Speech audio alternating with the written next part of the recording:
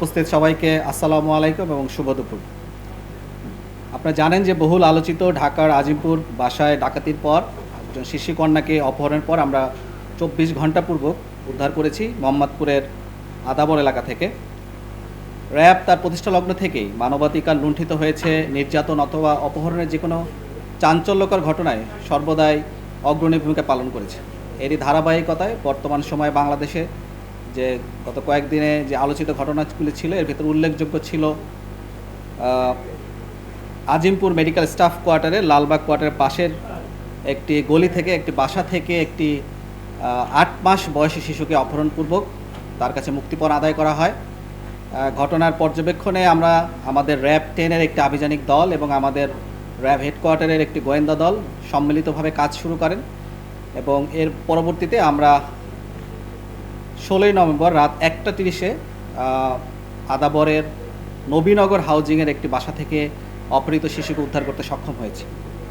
এখানে ঘটনার বিস্তারিত যদি বলতে হয়, ভিকটিম যে মেয়ে এর মার সাথে যে অপহরণকারী চক্রের সদস্যদের মধ্যে যে একজন মহিলা ছিলেন, তিনি তাকে প্রায় 2 সপ্তাহ পূর্ব থেকে তাকে অনুসরণ করা শুরু করেন এবং তার সাথে সখ্যতা গড়ে তোলার চেষ্টা করেন।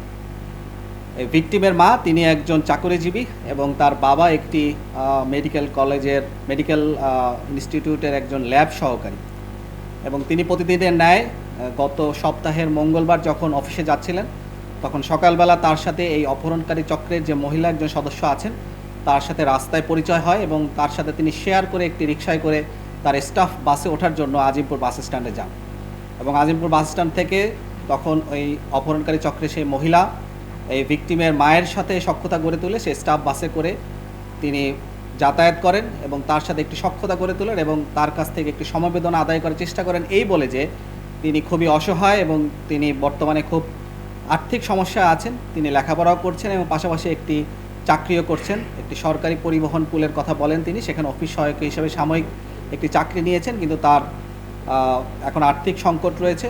তো এই কথা শুনে ভিকটিমের মা তার পাশে দাঁড়ানোর কথা বলেন এবং তিনি তার সাথে এর পরবর্তীতে বিভিন্ন সময় মোবাইলে কথোপকথন করেন এবং বিভিন্ন ধরনের তথ্য আদান প্রদান করেন। এর মাধ্যমে তাদের মাঝে একটি সম্পর্ক তৈরি হয়।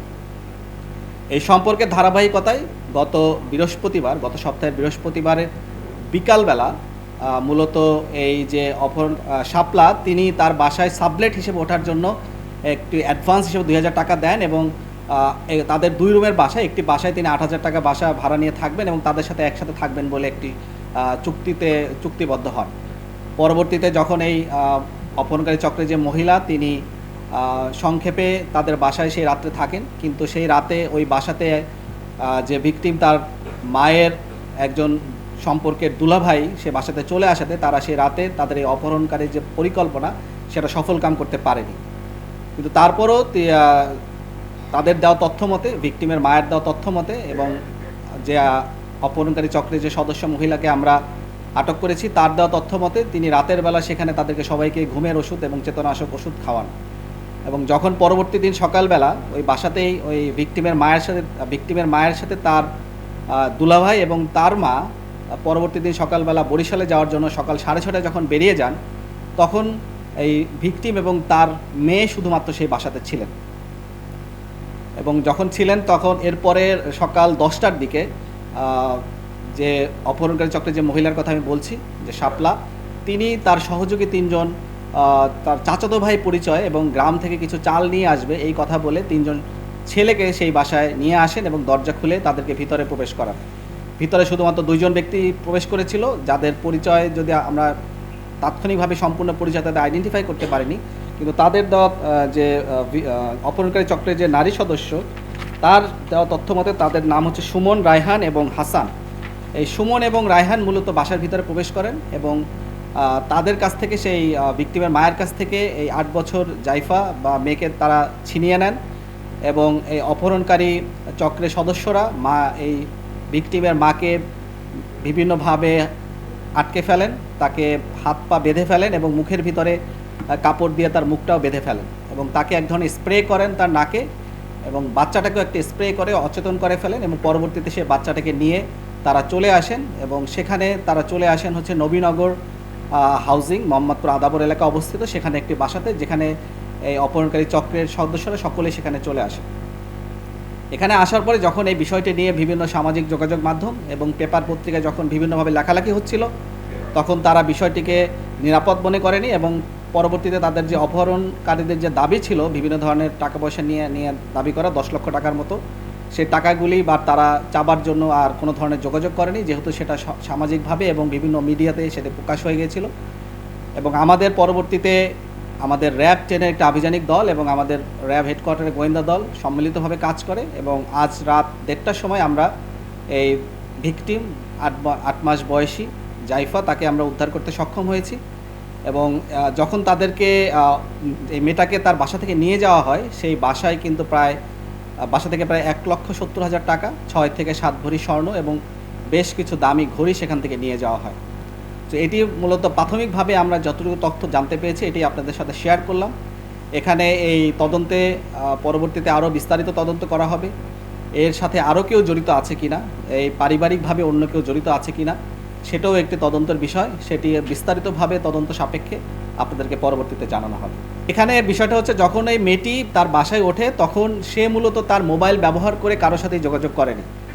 এই ভিকটিম যে মেয়ে, তার মাকে এবং তার বাসার সবাইকে সম্ভবত তারা ঘুমের কিছু চেতনানাশক ওষুধ খাওয়িয়ে তাদেরকে এমন একটা ট্রমার মধ্যে নিয়ে আসে যে বাসায় গিয়েই যে ভিকটিমের যে দুইটা মোবাইল ছিল তার ব্যক্তিগত, সেগুলির মাধ্যমে সে মূলত অপহরণকারী দলের সাথে যোগাযোগ রক্ষা করে এবং তারা ব্যক্তিগতভাবে কোনো মোবাইল তারা ব্যবহার করেনি।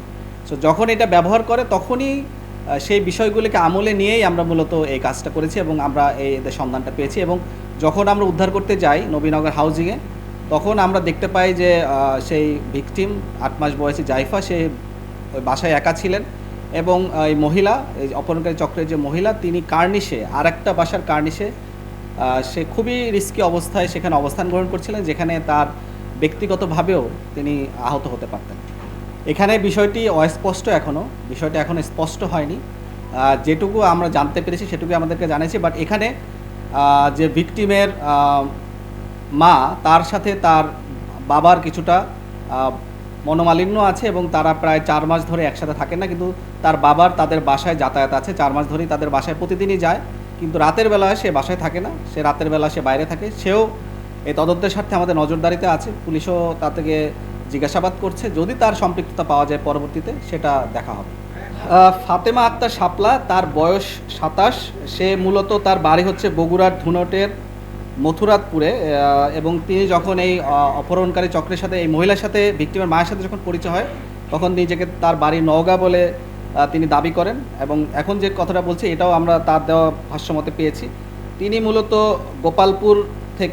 বগুড়া গোপালপুর থেকে 2012 সালে এসএসসি পাশ করেন এবং লালমাটিয়া মহিলা কলেজ থেকে 2014 সালে এইচএসসি পাশ করেন। পরবর্তীতে সেখানে তিনি মার্কেটিংয়ে পড়ছিলেন এবং 2nd সেমিস্টার পর্যন্ত সেখানে কমপ্লিট করেন। পরবর্তীতে তিনি আর তার লেখাপড়া কন্টিনিউ করেননি এবং তিনি তার মা এবং ছোট বোনের সাথেই এই বাসাতে অবস্থান করছিলেন।